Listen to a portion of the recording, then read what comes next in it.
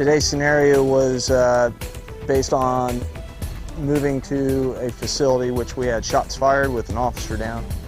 We made contact with the individuals, and when they did, they had exchanged gunfire and they had the suspects down and an officer shot as well.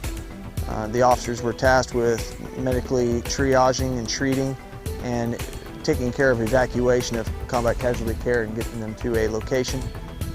We were calling in a helicopter and EMS personnel to get all these individuals treated. They had multiple suspects who encountered them with weapons fire.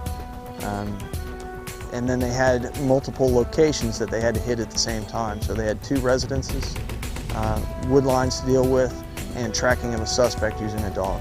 We laid booby traps for the individuals, for the officers to find.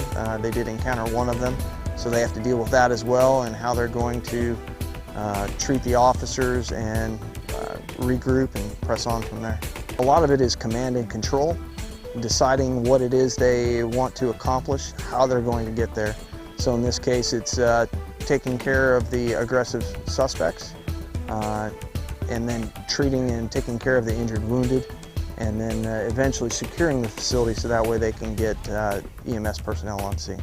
We hope for the best, but we prepare for the worst, and that the officers will, through training, will have a background in which to base their emphasis, have their training so that way they know what to do when they encounter the real deal. We try to do a scenario at least every training day or every other training day that we have, because we found it's the most beneficial way for the officers to learn basically through errors, so that way they know how to press on from there and how to fix in the future, and we've found it helps us tremendously doing so.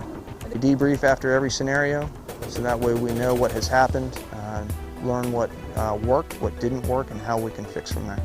We try to get officers that can think, react, and move under pressure, because that's all we deal with. Is they're constantly having to deal with situations under pressure, and it's their job, and it's our job as leadership to put them under as much pressure at training so that way they react the way we want them to in a real scenario.